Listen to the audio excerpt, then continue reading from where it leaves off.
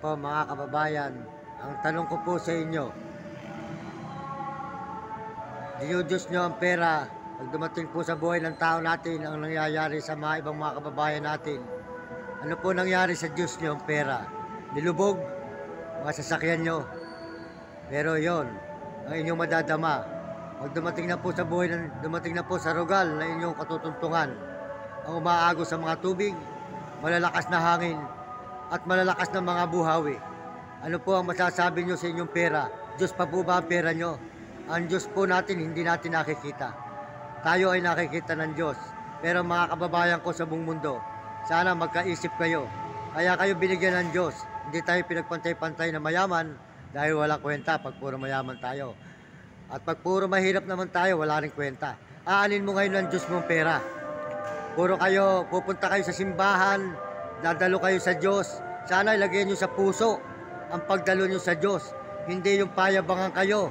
Pakitahan ng mga payabangan kayo ng damit na magaganda. Mga alahas na magaganda. Mga sasakyan na magaganda. Walang kwenta yung mga inyo na yan. Mas masarap pa ang buhay ng mga mahihirap sa lansangan. Bakit kanyo? Sila'y walang utang. Marumi man ang kanilang kasuutan. Maganda ang kanilang kalooban. Pero kayong mga kanariwan na mayayaman, ano ang kinaganda nyo?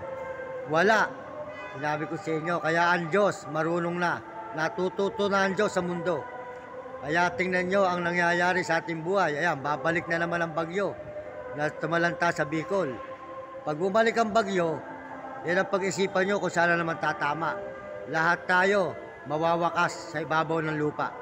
Dahil ang Diyos ang may alam sa atin, hindi tayo. Iniisip ng mga ibang mamekay sa buhay, parang wala na silang kamatayan. Ang tao may kamatayan.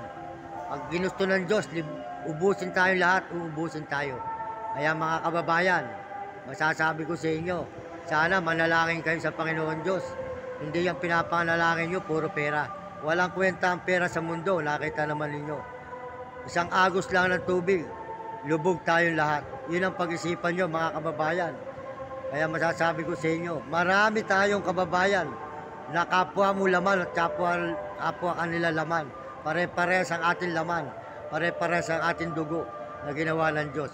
Pero anong ginagawa nyo? Kasakiman sa inyong kapwa. Paano kung pare-parehas tayong mayaman? Ano pa ang halaga sa mundo? Kaya nga ginawa ng Diyos, tulungan natin ang ating mga kapwa. Binigyan tayo ng Diyos. Gusto mo ba ikaw maging mahirap? Yung mahirap pa maging mayaman? At tutulungan ka ng mahirap. Pero ikaw na mayaman, dinamutan mo ang kapwa mo mahirap. Iyon ang ayaw ng Diyos. Marunong ang Diyos kaysa sa atin. Kaya mga kababayan, ang masasabi ko sa inyo, marami na tao ang dumadalo sa simbahan. Alam ng Diyos yan. Pero hindi sila maka-Diyos. Kung sila ay puro forma, ayabangan, paglabas ng simbahan, puro kaartihan, may manghihinging pulubi, sasara ng sasakyan, may manghihinging pulubi, pagtatabuyan. Ngayon, kayo itataboy ng Diyos.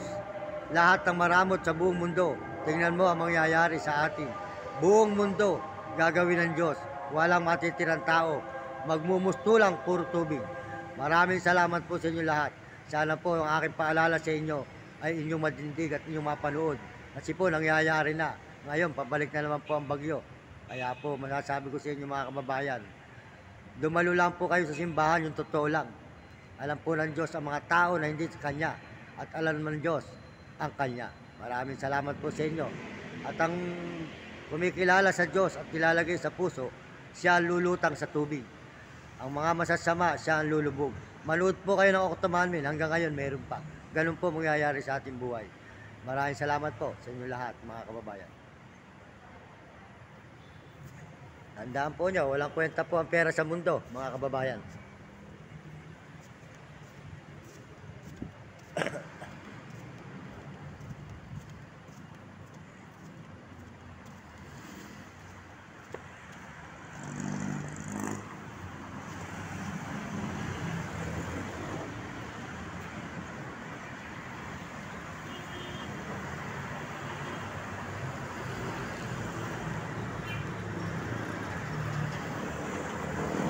So, nakakaawa ang ating mga kapwa sa Lansana at sa Bicol, mga kababayan.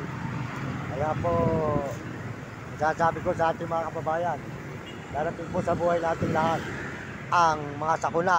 At lahat po tayo ay bibigyan ng Diyos ng parusa dahil po sa mga tao ng mga masasama ugali. Ayan.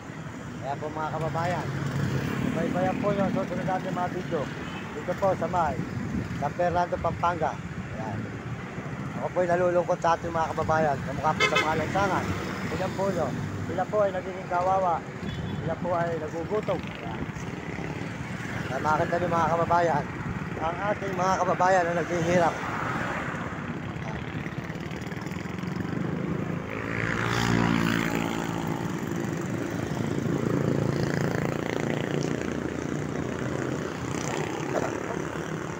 Yan po, sila yung mga kababayan natin na naghihirap sa lansangan. Sila po ay nangangalakal lang. At tingnan po nyo mga kababayan, hindi tayo pwede pagpatapatay ng Diyos. Ayan. Oh. Huwag ka naman ang pagkat. Tingnan mo. Ay si Kuya, siya po naghihirap dito sa lansangan. Na marami naman nagdadaan ng mga mayayaman. Dapat po naman, kahit kaunting barya-barya lang, pwede tayo tumulong mga kababayan. Nahanip po natin ang pera kung tayo po ay lulubugin ng tubig. Hindi pa tayo nakakatulong sa ating kapwa. Ang gusto po ng Diyos, tumulong tayo sa mga kapwa natin mahihirap. Lahat po tayo lulubog mga kababayan. Aanin mo ang pera mo, Diyos mo. Kaya tinan mo, pag nilubog ka, sayang lang. Mabubulok ng tubig. Oh, hindi po ba? Oh, yan.